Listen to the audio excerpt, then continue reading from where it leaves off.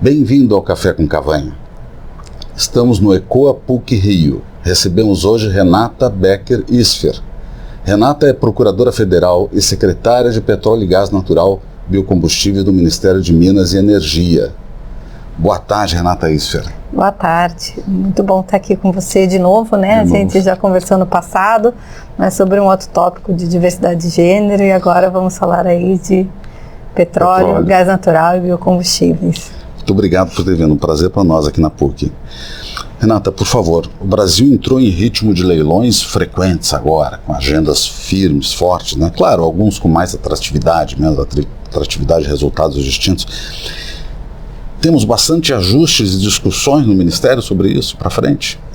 Olha, primeiro a gente tem, para dar previsibilidade para os agentes, a gente tem um calendário multianual de leilões, né? A gente já tem leilões previstos, então, para 2020 e 2021. No final desse ano deve incluir o ano de 2022, porque isso traz mais certeza para as pessoas que estão aí. Só esse ano a gente chegou a arrecadar 74 bilhões de reais só de bônus, né? Então, o que é um grande feito. Mesmo que se você desconsiderasse o leilão do excedente da seção onerosa, que ele é gigantesco e fora dos padrões por si só se você considerar as rodadas tradicionais de concessão e de partilha, foram 14 bilhões esse ano, né? Então, no total, até o começo do ano, tinham sido arrecadados 53 bilhões. Então, na verdade, só esse ano a gente teve um incremento de 25% quando você fala em bônus, né? Então, eu acho que a gente pode dizer que teve um ano de muito sucesso, de muitos resultados, mas que a gente tem novos aspectos, sim, que a gente precisa se pensar. O direito de preferência, quando ele foi criado, por exemplo, ele foi criado como uma alternativa ao fato de que a Petrobras era operadora obrigatória nesses blocos. Então, ele, na verdade, serviu meio que como uma transição para um modelo que não faz mais sentido, porque a gente hoje é um país que se preocupa com a liberdade, com a atratividade, com multiplicidade de players, o que no final das contas é bom para todo mundo, para toda a população. E nesse sentido, o direito de preferência, especialmente depois do leilão de hoje, começa a perder mais o seu sentido, né? Quando você tem a Petrobras exercendo seu direito de preferência, o que naturalmente afasta alguns players, porque afinal de contas todo mundo quer ser operador. Daí, então, se não posso ser operador, algumas empresas já não vão olhar para aquelas áreas. E de repente eles não exercem. Isso traz uma necessidade de reflexão que a gente tem que ter. A gente já tinha se manifestado no âmbito, tem um PL que foi proposto pelo senador José Serra, que uma das propostas que ele traz é justamente o fim do direito de preferência. A gente já tinha se manifestado nesse processo há uns 2 meses atrás, favorável ao fim do direito de preferência, e isso só reforçou hoje esse nosso entendimento. E além disso, esse projeto, ele traz uma ideia de que, porque o que acontece? A gente fala muito de pré-sal, mas existe o pré-sal geológico e o pré-sal legal, né? O pré-sal geológico é o que está abaixo da camada do sal, mas o pré-sal legal, que é o que vale hoje, é o pré-sal que a lei diz que está dentro de um polígono que foi desenhado artificialmente por uma legislação. E dentro desse polígono, inclusive, tem explorações que são de pós-sal, né? E que para o regime de partilha no formato em que ele é hoje não tem atratividade, porque ele só faz sentido para áreas grandes de grande materialidade, senão ele não tem atratividade econômica.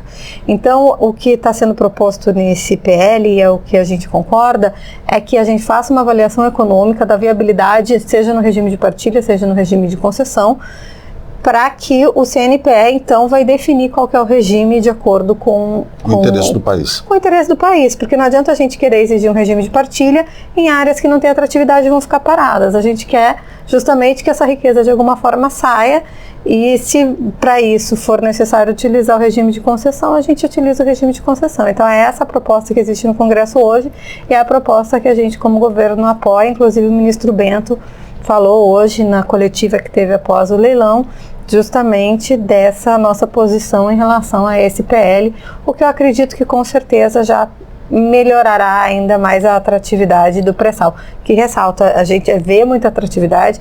Um bloco, por exemplo, de hoje que saiu de 5 bilhões, é um grande feito, né? Às vezes a gente perde a noção das quantidades e volumes e valores no mundo do petróleo, porque se fala muito em bilhões, mas é muita coisa, né? Não tem comparação dentro do país o que isso traz para a gente. E esse é um gancho que você me dá para eu te perguntar a seguinte questão. Quer dizer, não é só de bônus que a gente vive, a gente vive dos investimentos ao longo do período. O Ministério tem estudado esses desdobramentos desses investimentos? Como é que é isso? A gente tem, quem faz esses estudos para a gente é a ANP, e a ANP, que é a Agência Nacional de Petróleo, Gás Natural e Biocombustíveis, traz justamente que existe uma expectativa aí nos próximos anos de mais 60 unidades, né, de 60 FPSOs, e que vão trazer aí em torno de 1,5 bilhão de investimento no decorrer dos contratos. Na época de pico, que deve ser mais ou menos por 2030, a gente deve estar recolhendo 300 bilhões de reais por ano só de participações governamentais. É muito, né? Mas isso não é só, e ainda não é só isso, porque claro que esse dinheiro vai para a educação, vai para a saúde, enfim, deve ser aplicado da melhor forma possível, mas tem um grande número de geração de empregos. Eu não tenho um número exato para te dizer, mas o que eu posso te dizer é que gera. A gente viu os efeitos que a ausência de leilões causou em cidades como Macaé, por exemplo, aqui no litoral, que era uma cidade que estava crescendo e depois sofreu muito com a crise porque não tinha leilão, pararam de contratar, mandaram a gente embora. E na medida que a gente for chegando na fase de exploração de produção, vai ter um boom de novo, como a gente já tem visto, de empresas e de empregos, o que mexe com a economia como um todo, porque quando você tem essa quantidade de dinheiro, isso gira a economia como um todo e faz o país crescer. Eu tenho certeza que quando a gente olhar daqui a 4, 5 anos, o Brasil vai estar em outro patamar em termos de economia, e muito graças a esses leilões que têm acontecido. Agora, além dos leilões, os BIS, existem outros projetos importantes lá no Ministério que vocês estão tocando, citando alguns, REAT, né, o novo mercado de gás, que é uma coisa importante, desses todos, quais que você poderia citar e comentar para nós? Bom, já que a gente está falando em exploração e produção, então eu vou começar pelo REAT, né? O Brasil começou a explorar o petróleo no onshore, né? Muito lá na Bahia, e a gente tinha até o Monteiro Lobato que falava disso, né? Só que a produção, depois que se descobriu o offshore, principalmente depois, na verdade, que se descobriu o pré-sal, né? Acabou se focando muito no pré-sal.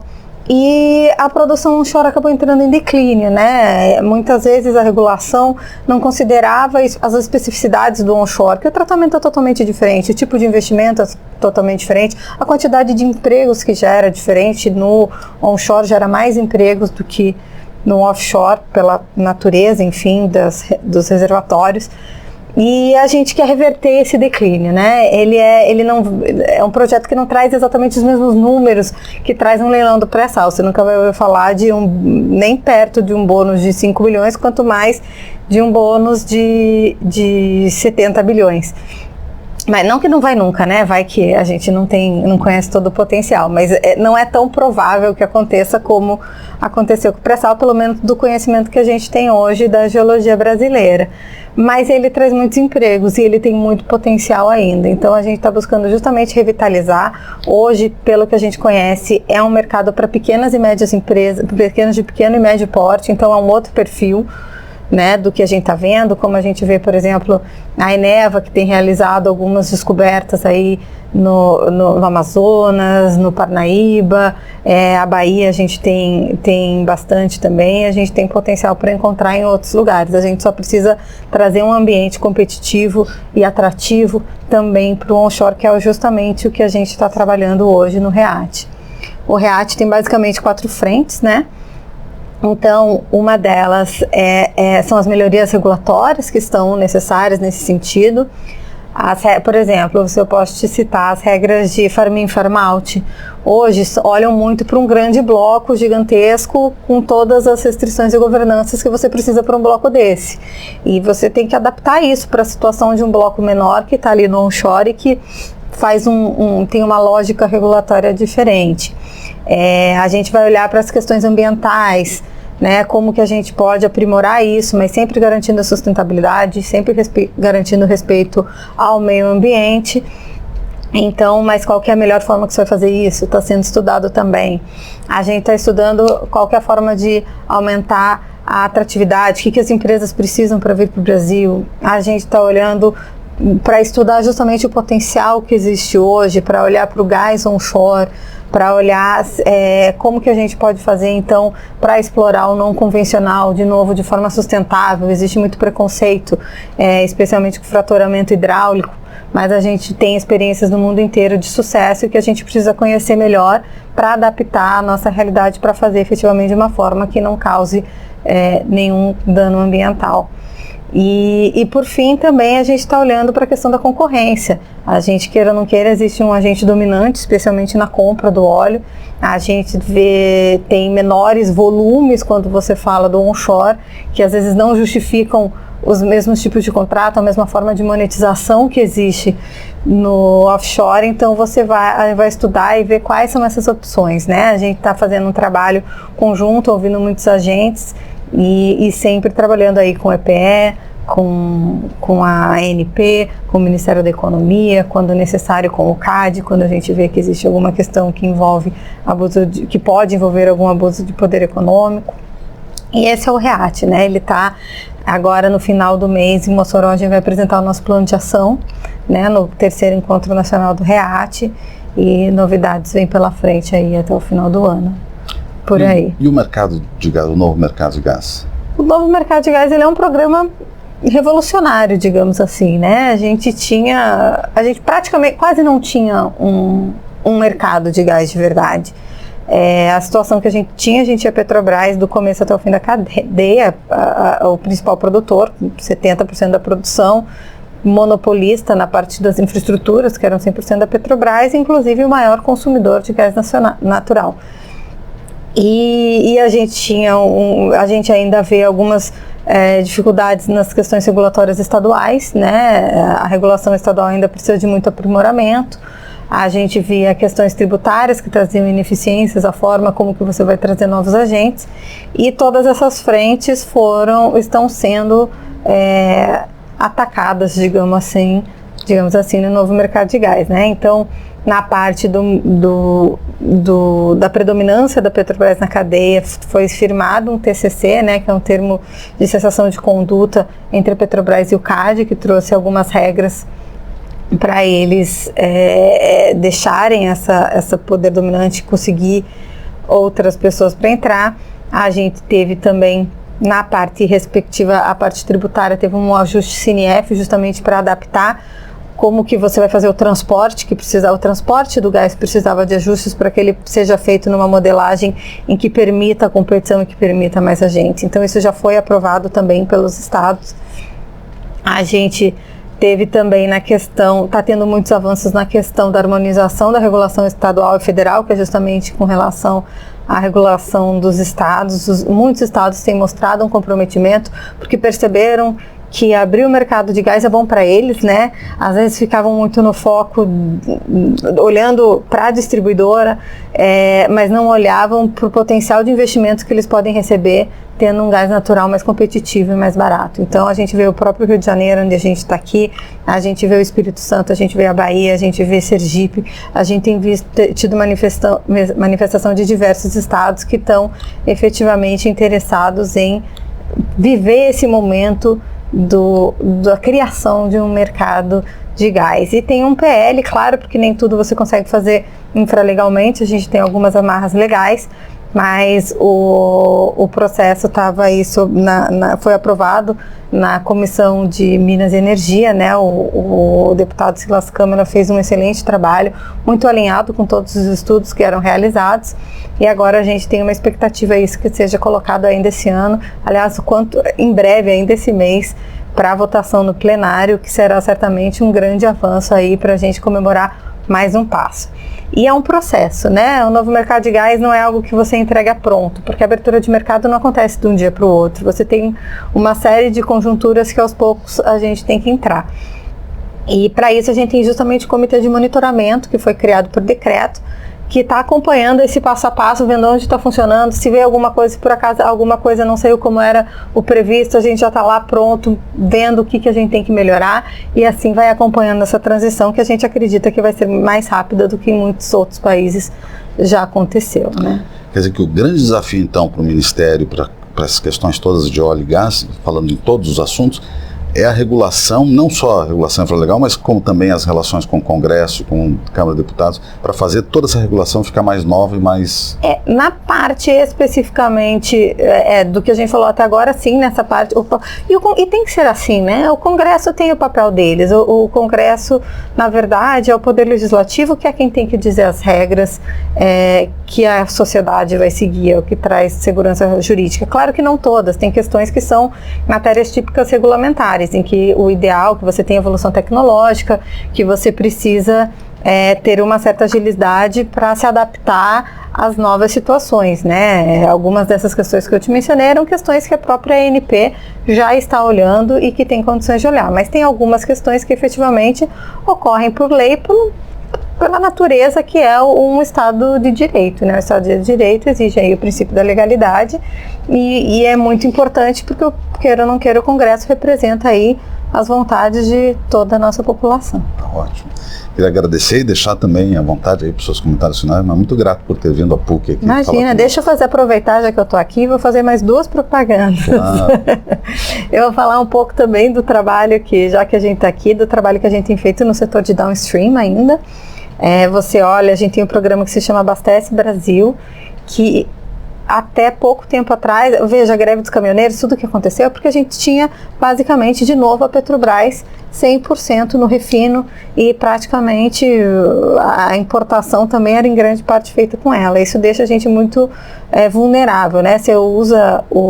Eles usam o preço de paridade internacional, mas o preço de paridade internacional é um preço artificial, queira ou não queira, né? Que faz sentido, porque senão você afasta ainda eventuais potenciais importadores que poderiam trazer, mas quando você cria, por exemplo, a competição, como vai acontecer com a venda das refinarias, você está levando o Brasil para um novo patamar. Também vai ser um grande diferencial que a gente vai ver nos próximos anos, essa quebra do monopólio, que também a gente espera que aconteça no GLP, que é o nosso gás de cozinha de casa, né? O GLP, nosso gás de cozinha, ele tinha um preço que existia, de uma certa forma, uma influência do governo no preço, porque existia uma resolução do Conselho Nacional de Política Energética que dizia que o botijão de 13 quilos, aquele que a gente tem em casa, tinha que ter um preço mais baixo do que o vendido a granel, e isso causava uma distorção que acabava impedindo novos entrantes de vir. E desde que a gente acabou com essa diferenciação de preços, a gente já está vendo, tem recebido os pedidos de importação da Bolívia e pedido de importação da Argentina, que mostra que o mercado está fazendo essa transição, está abrindo, e a gente agora vai viver uma nova realidade, o que é muito bom. E por último, falar do RenovaBio, né, que é um programa que eu gosto muito também. Ele usa conceitos econômicos para precificar o quanto que vale para a gente, para o Brasil, você reduzir a emissão de efeito estufa, né? A gente às vezes vai numa coletiva, em alguma coisa, as pessoas perguntam por que vocês estão explorando petróleo ainda?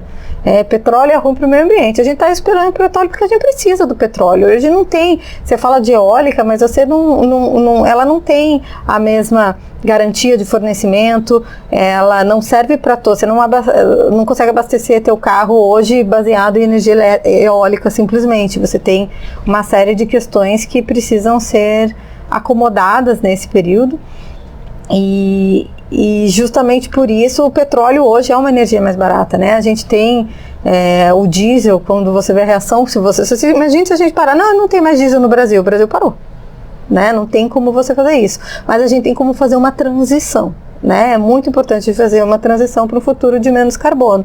E uma das etapas dessa transição que a gente está fazendo, além do próprio gás natural, que é o combustível de transição por excelência, é através do RenovaBio, porque a gente verificou, estudando todo o ciclo de vida do etanol, que o etanol mais emite oxigênio do que gás carbônico, né? Porque quando você planta lá uma cana de açúcar, quando você planta uma soja ou qualquer outro